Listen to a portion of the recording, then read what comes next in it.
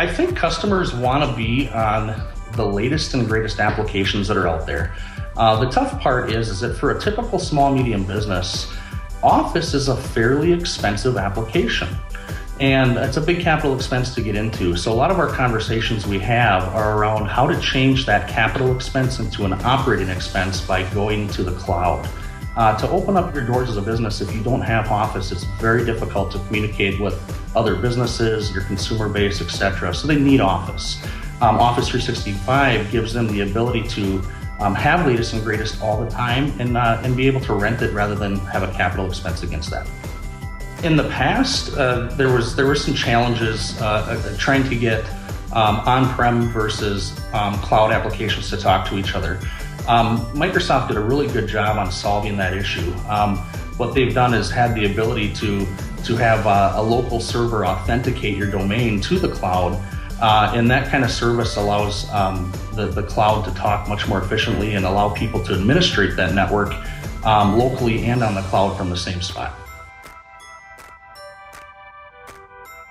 We really know when a customer is a good candidate for Office 365 when they have a mobile workforce or they're doing a lot of bring your own device type of applications. I do have a customer that is an excellent example of Office 365.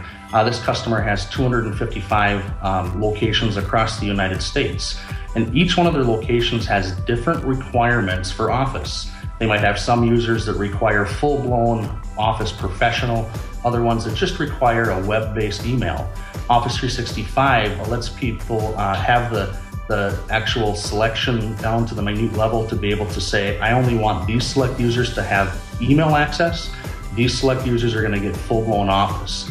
And it's very easy to keep track of those records and those licenses rather than having to buy them physically. My pitch is for generally when I want to open up a cloud discussion is I want to find out how they generally have been acquiring technology in the past.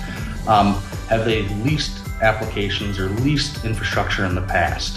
Have they traditionally outsourced some significant parts of their infrastructure? Some businesses will just not outsource anything, and those generally are ones that are a little bit more difficult to get into the cloud conversations.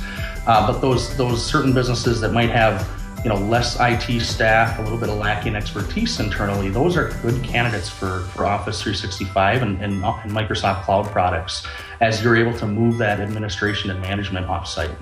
One of the things that Cyber Advisors has as a huge value to our customers is we are consultative. So when we approach our customers, we kind of find the best fit solution for them rather than telling them that this is the way that you have to do it. So having the ability for us to be able to offer an in-house, a hybrid, and a cloud solution gives customers extreme flexibility in how they want to run, manage, and deploy their IT systems going forward. Small businesses, medium businesses, and even large businesses have some choices with that, and we're able to give that to them. It's pretty exciting what's happening out there.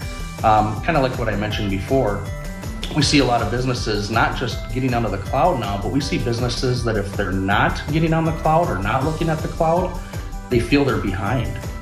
So no longer is it just a buzzword of cloud out there. The buzzword is you better be looking at the cloud.